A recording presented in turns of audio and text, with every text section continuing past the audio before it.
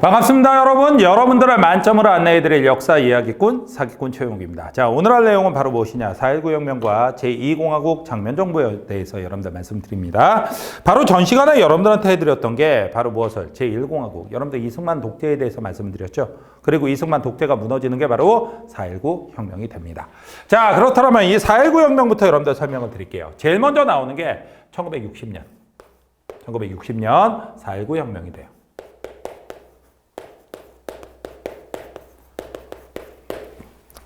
4.19 혁명은 왜 터졌느냐? 여러분들 다른 거 아닙니다. 1960년 3.15 부정선거라는 게 나와요.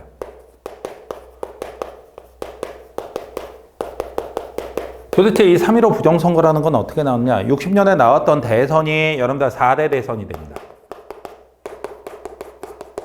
여러분들 4대 대선이라는 거 뭔지 알고 있을 겁니다. 4대 대선이라는 거, 자, 네 번째 대통령을 뽑는 선거가 돼요. 자, 그래갖고 나온 게 대통령이 있고요. 대통령 후보가 있고, 그리고 부통령 후보가 있어요. 여기서도 마찬가지로 여러분들 여당은 자유당, 그 다음에 야당은 민주당이었습니다. 야당은 민주당이었어요.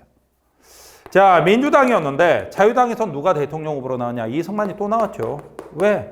이승만은 포회보였잖아요. 계속해서 해먹을 수 있도록 이미 무슨 개헌에서 4.4 우익 개헌에서 바꿔놓은 거였죠. 그리고 이기붕이 다시 한번 부통령 후보로 나옵니다. 이기붕은 또 졌다가 난리가 나는 거예요. 그런데 민주당에서 이제 누가 나오게 되느냐? 다른 게 아니라 이미 신익희 후보는 여러분들 4년 전에 돌아가셨습니다. 그러다 보니까 어떻게 되느냐? 자, 60년에는 조병욱 박사가 대통령 후보로 나와요. 그리고 부통령 후보로는 현직 부통령인 장면 후보가 나오게 되죠. 그런데 사람들의 관심은 둘로 다 기울어지게 됩니다. 하나는 대통령이 실제로 누가 될까? 이승만이 될까? 조병욱이 될까? 그 다음에 부통령은 또다시 장면이 될까? 이런 양쪽에다 관심이 많았죠. 자, 그랬는데 조병욱 박사 인기가 쫙 올라갑니다. 그래서 이제 역전되나 했는데 어느 날 갑자기 배가 되게 아픈 거예요. 아, 왜 이렇게 배가 아프지? 갖고 병원에 가봤더니 젠장할 간암이랍니다. 혹시 이승만이 아니에요. 그 정도의 우리나라 간암을 이식할 만큼 대단한 의료적 능력이 없었습니다. 근데 솔직히 말하면 우리나라에선 치료가 불가능해요. 당시 의료 기술이 워낙 낮은 상태였으니까 미국에다 알아보니까 수술이 가능하답니다. 근데 원래 선거가 5월 달에 하기로 돼 있었어요. 5월 달에.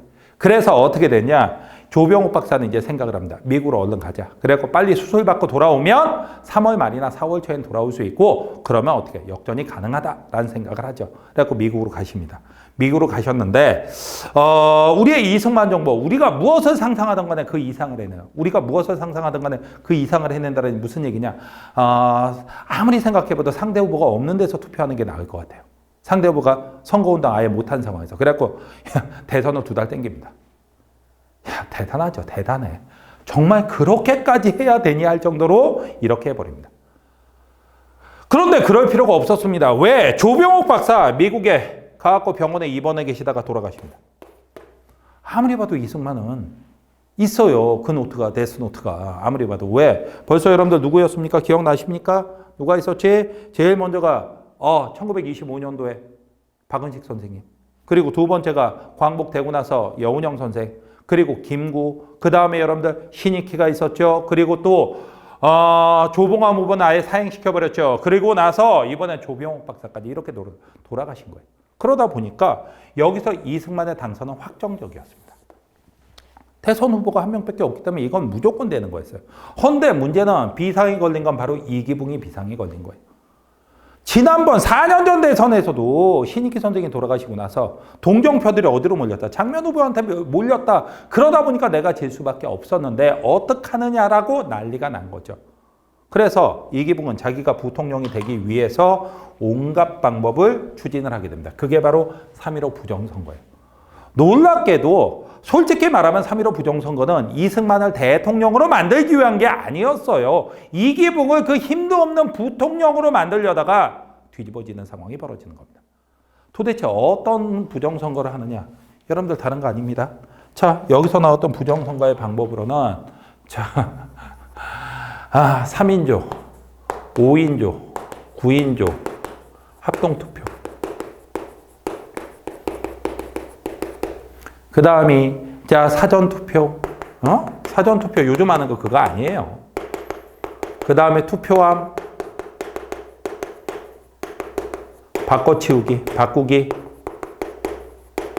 이게 바꿔치기, 바꿔치기라고 해야 되죠? 바꿔치기?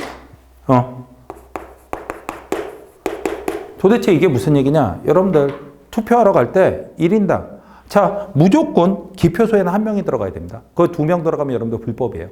그런데 3명, 5명, 심지어 9명이 들어갑니다. 9명이 들어가고 그 중에는 꼭 바람잡이조가 있어요. 뭐라고 얘기를 하냐? 몇 번 찍을게요. 이번엔 기붕이 찍어야 되지 않겠어? 그러면 그렇지, 이승만하고 맞추려면 기붕이 찍어야지. 바람 잡고 나와요, 둘이서. 그렇게 얘기하면 그 당시 분위기에서 야당 못 찍습니다. 그러다 보니까 그냥 그래요 기붕이 찍자고 그러고 나오는 거예요. 그 다음에 또 하나는 바로 뭐가 있느냐? 사전투표, 미리 투표함에다가 이 기붕을 잔뜩 찍은 표를 집어넣어요. 이걸 너무 많이 넣었어요. 왜냐면 어떤 동네에서 이런 일이 벌어진다. 유권자가 총 150명 있는데 표가 200표가 나오고요.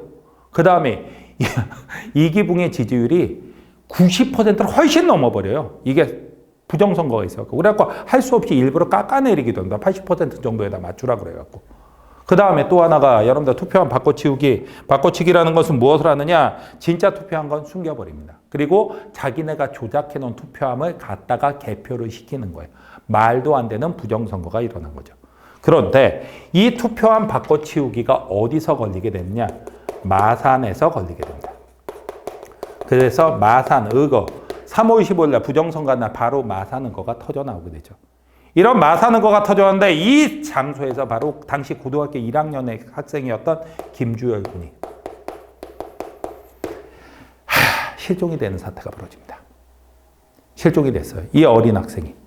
그리고 나서 어떻게 됐느냐? 채 한 달이 되지 않아서 4월 11일 날 마산 앞바다에서 김주열 군의 참혹한 시신이 떠오르게 됩니다. 한 학생의 시신이 떠오른 거예요. 머리는 까까머리. 거기다가 여러분들 그 까만 옛날 교복 있죠? 그걸 입고 나서 시신이 떠올랐어요. 그래서 누군가 와서 딱 봤더니 이름표에. 당시에 여러분들 여기 하얗게 바탕으로 되었고 이름표가 쓸 수 있는 이름표가 이름을 표시할 수 있는 칸이 여기 있었어요. 거기에 김주열이라고 선명하게 써져 있죠. 주열이가 만나고 딱 봤더니 한쪽 눈에 최루탄이 박힌 상태로. 원래 최루탄은 무조건 45도 이상으로 쏴야 됩니다. 위험하기 때문에. 그런데 이걸 이렇게 쏜 거예요. 이렇게. 그렇게 하면 총입니다. 그냥. 학생을 그렇게 죽여놓고서는 이거의 진상을 감추기 위해서 돌을 묶어서 마산 앞바다에다 버렸던 거예요. 그런데 무슨 뜻이었는지 그 줄이 풀린 겁니다. 그리고 4월 10일에 시신이 떠오른 거죠. 사람들은 분노합니다. 더 이상 참을 수 없다 해갖고 어떻게 되느냐. 여러분들 4월 18일 고려대 학생들이 학생 시위가 터져 나옵니다. 고려대 학생 시위가 터져 나와요. 4월 18일. 그런데 이것을 누가 습격하느냐? 이정재. 그 배우 아닙니다. 이정재 배우님 아니에요. 당시에 동대문파 보수였고 정치 깡패 이정재라는 놈이 있었어요. 이 놈이 바로 이 학생들 습격해갖고 수많은 학생들이 피를 흘리고 쓰러지게 되죠. 이런 일이 벌어졌고 이렇게 되자 4.19. 자, 이게 4월 18일인데 4월 19일 날 서울대 학생들이 선언문을 발표를 하게 됩니다. 그 선언문이 어떻게 되냐? 4.19 선언문이 이렇게 됩니다. 여러분들 4.19 선언문 제가 살짝만 읽어드릴게요. 상하의 진리탑을 박차고 거리에 나선 우리는 질풍과 같은 역사의 주류에 자신을 참여시킴으로써 지성과 진리 그리고 자유의 대학 정신을 참담한 박도에 뿌리려 하는 바이다. 민주주의 이념의 최저 공리인 선거권마저 권력의 마수 앞에 여러분들 민주주의 이념의 최저의 공리인 선거권마저 권력의 마수 앞에 농단되었다. 선거권이 농단되었다. 부정선거가 나왔다는 얘기가 되는 거예요. 언론, 출판, 집회, 결사 및 사상의 자유의 불빛을 무식한 전제 권력의 악랄한 발악으로 하여 깜빡이던 빛조차 사라졌다. 긴 칠흑 같은 밤의 지속이다 라고 돼 있어요. 그러니까 사람들이 분노할 수밖에 없죠. 그리고 이게 바로 4.19 혁명으로 이어지게 됩니다. 4.19 혁명으로 이어지자 당시 정부에서는 무엇을 얘기하느냐? 북한에서 지령을 내려면서 북한에서 사람들을 내려면서 빨갱이들을 동원한 것이다. 그나마 빨갱이 타령 또 여기서 나와요. 그러면서 총까지 쏘면서 저항을 하지만 결과적으로 4월 25일 누구까지? 교수들까지 들고 일어납니다. 교수들까지 들고 일어나자 더 이상 버틸 수 없어갖고 4월 26일 결국 무엇이 됐냐? 이승만이 하야하면서 권좌에서 물러나면서 결국 1공화국의 독재 정권, 이승만 정부는 무너지게 되죠. 이게 바로 4.19 혁명의 과정이 됩니다. 자, 그런데 여러분들이 여기서 진짜 조심하셔야 될 게 있어요. 4.19 혁명까지 여러분들이 잘 압니다. 그리고 나서 바로 2공화국 아니에요. 당시엔 국회도 해산됐고 정부도 끝장난 겁니다. 그러다 보니까 어떻게 하느냐. 당장 뭘 바꿔버릴 수가 없잖아요. 그래서 무엇을 하면 허정, 과도 내각이라는 걸 만들어요. 허정 과도 내각이라는 건 여러분들 다른 거 아닙니다. 당시 이승만 정부의 장관 중에서 그나마 욕을 덜 얻어먹고 있던 장관이 바로 허정 장관이었어요. 그래갖고 허정 장관에게 너 중간 단계. 우리도 전에 한번 여러분들 기억이 나실 겁니다. 박근혜 대통령을 탄핵을 했었죠. 그리고 나서 박근혜 대통령이 정지가 됐고 하지만 문재인 대통령이 바로 이어받을 수 없었습니다. 왜? 대선을 치러야 되니까. 그래서 어떻게 했습니까? 중간에 국무총리가 황교안 국무총리가 잠깐 잡았던 시기가 있죠. 그 시기를 얘기하는 거나 다름없어요. 그래갖고 여기서 무엇을 하느냐. 여러분들 일단 개헌을 해야 된다라고 얘기를 합니다. 왜? 이제 대통령제가 이렇게 나라를 말아먹었다라는 걸 사람들이 알게 됐죠. 그래갖고 개헌을 하게 됩니다. 어떻게 개헌을 하느냐. 이 개헌이 바로 몇 차 개헌이 되냐면 3차 개헌이 돼요. 1960년에. 60년에 3차 개헌이 됩니다. 여기서는 무엇을 얘기하느냐? 1차 개헌이, 1차 개헌, 여러분들 발췌 개헌이죠? 2차 개헌 4.4.5 개헌이죠? 그리고 나서 이제 세 번째 개헌, 3차 개헌을 하는데, 3차 개헌은 이승만 정부가 대통령제였기 때문에, 대통령이 모든 권력을 다 장악했기 때문에 바로 이 나라가 문제가 생긴 것이다. 그러니까 바꿔야 된다 해갖고 내각제, 내각 책임제, 이걸로 가자라고 얘기를 합니다. 그렇게 하고 나서 또 하나는 무엇을 얘기하느냐? 다른 게 아니라 내각제가 된다라고 해서 잘못하면 의회 독재가 될 수도 있다. 국회 다수당의 당대표가 무엇을 하게 되면 수상을 맡아서 총리를 맡아서 역할을 하는 건 좋은데 문제는 이렇게 되면 의회 독재가 나올 수도 있다. 그래서 의회를 두 개 둘자. 그래갖고 여기서 양원제가 결의가 돼요. 그리고 실제로 양원제가 만들어집니다. 그래서 민의원, 참의원, 자 이런 것들을 하게 돼요. 민의원, 참의원 해갖고 국회를 두 개를 두게 됩니다. 그리고 나서 총선을 했어요. 총선했는데 이 총선에서 민주당이 압도적으로 승리를 거두게 되죠. 민주당이 압도적으로 승리를 거두면서 드디어 민주당 정부 몇 공화국이 만들어졌냐? 제2공화국이 만들어지게 돼요. 자, 그래서 나온 게 여러분들 바로 무엇이 나오냐? 제2공화국이 등장을 하게 됩니다. 자, 제2공화국은 여러분들 누구 정권이야? 장면. 근데 놀랍게도 장면은 총리입니다. 대통령이 아니라 총리예요. 내각제이기 때문에 모든 권한을 가진 건 총리지 대통령이 아닙니다. 자, 장면 정부가 들어서게 되죠. 총리는 국회의 다수당, 내각제가 되면 국민들은 대통령을 뽑지 않아요. 오로지 누구예요? 자, 국회의원들을 뽑고 국회의원들이 제일 많은 당의 당수가 바로 총리를 맡아서 국정을 총괄하게 되죠. 그래서 제2공화국이 나오는데 제2공화국은 몇 년부터냐? 1960년에 시작해갖고 1년 만에 5.16 군사쿠데타로 무너지게 됩니다. 그렇게 하게 되고 놀랍게도 이 당시에 대통령은 있어요. 4대 대통령이 있긴 있어요. 자, 외교적인 업무를 좀 맡기 위해서 그래서 윤보선 대통령을 뽑습니다.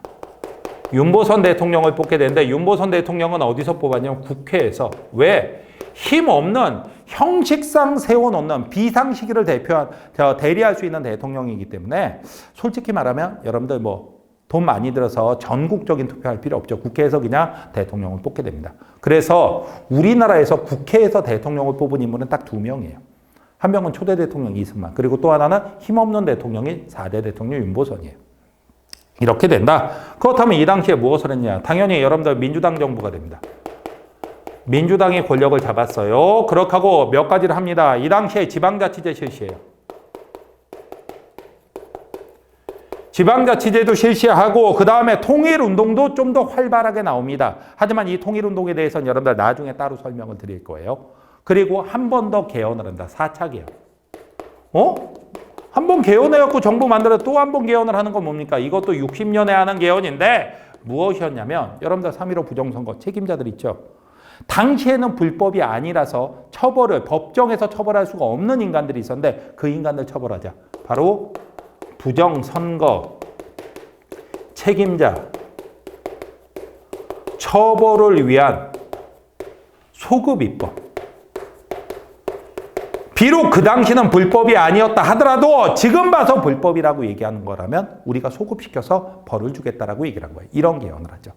그러면서 뭔가 민주주의가 발전하나 했는데 사회 혼란이 가중이 됩니다. 혼란이 무지하게 올라가요. 아니 왜 혼란이 올라갑니까? 이건 어쩔 수가 없는 거예요. 생각해 봅시오. 우리 국민들 처음으로 이 나라의 주인이라는 걸 처음으로 알게 돼요. 왜 이 나라의 주인이라는 걸 이 당시에 처음으로 알게 됩니까? 1910년까지는 왕정 또는 황제가 다스리는 나라였어요. 그러다 10년부터 45년까지는 여러분들 일제 식민지 치하였습니다. 그리고 45년도에 광복을 맞이했지만 문제는 뭡니까? 여러분들 48년까지 미군 정기였고요. 48년부터 1960년까지 우리의 정부를 만들었지만 이승만 독재였어요. 근데 그 무시무시한 이승만 독재를 국민의 힘으로 무너뜨린 거예요. 그래갖고 국민들이 진짜로 알게 됐죠. 이 나라의 주인이 바로 우리구나를 진짜로 알게 된 것까진 좋아. 근데 문제는 이게 처음이란 말이에요. 그러다 보니 어디까지 주장하면 되는지, 어디서 멈춰야 되는지 아직 경험이 없어요. 어쩔 수 없이 여기서는 여러분들 성장통을 겪을 수밖에 없는 겁니다. 자, 이런 혼란이 나오는데 그러면 누가 잘해야 되느냐? 당시 민주당이 잘해야 되는데 민주당은 지네끼리 네 분이었어요. 네 분. 요즘식이 아닙니다, 여러분들. 지네끼리 네 분이었어요. 개판되죠. 이거를 우리나라의 국가적 위기 상황으로 착각한 우리 군바리 아저씨가 하나 등장을 합니다. 그게 바로 누구냐? 박정희죠. 박정희가 61년 5.16 군사 정변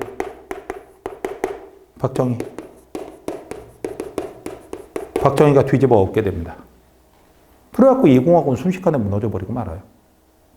여러분들 기억해 두시면 되는데 학교에서 내신 시험 문제 냈을 때 선생님들이 많이 장난을 치십니다. 바로 무엇을 하냐? 3차 개헌은 허정과도 내각에서 한 겁니다. 민주당 정부에서는 3차 개헌, 내각제 양원제 개헌을 한 적이 없어요. 그걸로 탄생한 정부예요. 여러분들이 꼭 좀 기억을 해 두셔야 됩니다. 자, 그렇다면 어떤 문제가 출제가 될 수 있는지 여러분들 한번 보도록 하죠. 자, 다음 선언문과 관련된 민주화 운동에 대한 설명으로 옳은 것은 민주주의와 민중의 공복이며 중립적 권력쟁 관리와 경찰은 민주를 위장한 가부장적인 전제 권력의 하수인으로 발버둥다. 긴 칠흑과 같은 밤의 연속이다. 나이 어린 학생 김주열의 참혹한 시신을 보라. 여러분들, 김주열의 이름이 나왔어요. 그렇다면 이건 바로 뭐가 되겠습니까? 다른 게 아니라 자, 1960년에 4.19 혁명에 대한 얘기가 되죠. 그걸로 옳은 걸 찾으라고 돼 있어요. 직선제 개헌하고 상관없습니다. 부정선거를 비판하는 그런 거였죠. 직선제 개헌을 주장한 건 여러분들이 나중에 배울 건데 1987년 6월 민주항쟁입니다. 그건 나중에 여러분들 얘기할 거예요. 부정선거를 비판하며 민주화를 요구했다. 이거 딱 맞죠. 신군부의 비상계엄 확대에 저항하여 일어난 것, 여러분들 신군부는 전두환을 얘기합니다. 그러다 보니까 이거는 1980년 5.18 광주 민주화 운동에 대한 얘기예요. 아직 안 배웠으니까. 발췌 개헌으로 시행된 선거에 여러분들, 자, 발췌 개헌은 1952년도고 이걸로 한 선거는 52년 2대 대통령 선거고 실제로 여러분들 그 이후에 4.4.5.입 개헌으로 된 선거에서 이승만이 당선돼 갖고 그 이유가 됐죠. 그러니까 이건 안 됩니다. 유신체제에 반대하는 학생과 시민, 자, 이것은 유신체제 제4공태 얘기니까 아직 설명 안 했으니까 틀렸죠. 정답은 2번입니다. 그 다음에 2번 문제가 됩니다. 여러분들 봅시다. 다음과 같은 내용의 헌법에 의해 수립된 정부에 대한 설명으로 옳은 것은 여러분들 잘 보십시오. 민의원 의원의 정수의 선거에 관한 사항은 법률로서 정한다. 참여원 의원은 특별시와 도를 선거구로 하여 법률이 정하는 바에 의하여 선거하며 민의원이란 말이 나왔습니다. 그 다음이 여러분들 참의원이란 말도 나왔어요. 대통령은 양원 합동회의에서 선거하고 제적 국회의원 3분의 2 이상의 투표를 얻어 당선된다. 여러분들 국회 2개인데 대통령이 거기서 선거예요. 그러다 보니까 이거는 몇 차 개헌이냐? 3차 개헌이 되고 3차 개헌으로 만들어진 정부는 제20이에요. 자, 경제개발 5개년 계획안. 이걸 제가 설명을 하는데 여러분들 딴 거부터 볼게요. 진보당 사건을 일으켜 조봉왕을 간첩 혐의로 체포한 건 10이죠.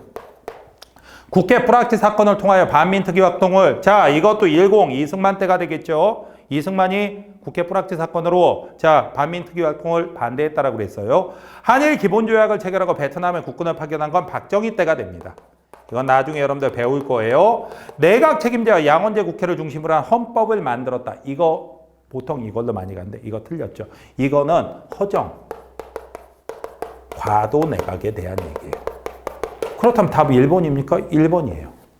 경제개발 5개년 계획을 한 거는 박정희 정부, 그 계획안을 처음 만든 건 20대예요.